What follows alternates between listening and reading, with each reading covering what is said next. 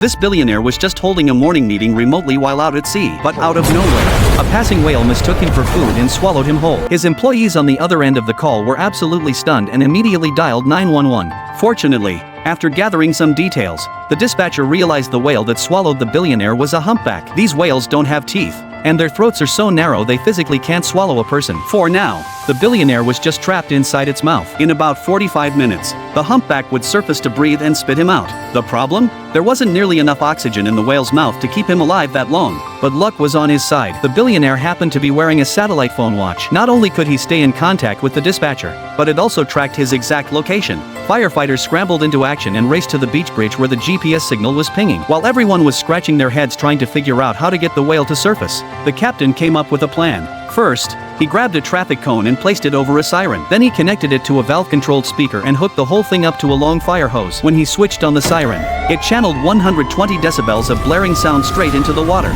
Turns out, whales are extremely sensitive to sound, so the noise could potentially force it to the surface. Minutes ticked by with no sign of movement. Meanwhile, the billionaire's oxygen was running out, and he was slipping into unconsciousness. But then the captain's plan finally worked. Disturbed by the noise, the humpback surfaced and spit the billionaire out. One of the firefighters immediately dove into the water, swimming as fast as he could toward the man, and managed to pull him to shore. But due to oxygen deprivation, the billionaire had no pulse and wasn't breathing. Thankfully, after relentless efforts from the paramedics, he was finally revived. Back at the office, his employees let out a collective sigh of relief. Looks like the company wasn't going under after all. And the firefighters? They walked away with smiles on their faces, knowing they'd saved another life.